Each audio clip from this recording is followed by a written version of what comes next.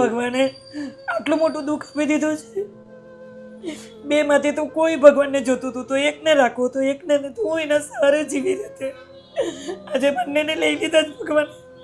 હજી તો એ પાંચમને દિવસે એના પપ્પાને બાળીને ગયા ને 3 દિવસ પછી તો બધા હાહાકાર મચાઈ ગયો કે હજી તો બાપને બાળીને આવ્યા તો દીકરાને હું થઈ ગયું. બાપને નથી ખબર કે મારો દીકરો કઈ દુનિયામાં છે. દીકરાને નથી ખબર કે દીકરાએ કાંધો નથી આપ્યો બાપને.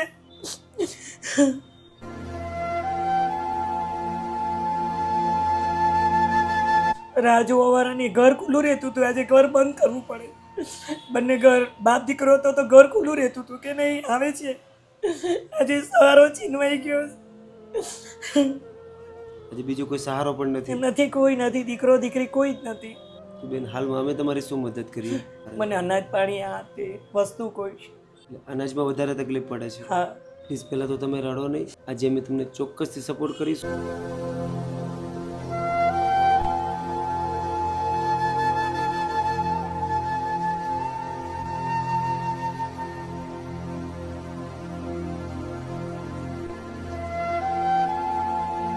તમારો આભાર. એટલો બહુ મોટું કામ કરી દીધું. આજે મારા મગજ ઉપરથી થોડો બોજ ઓછો થઈ ગયો કે નહીં, મારા કોઈ વ્યક્તિ છે તો આવી ગયું, કોઈ મારી પાસે ભગવાન રૂપે કોઈ આવી ગયું.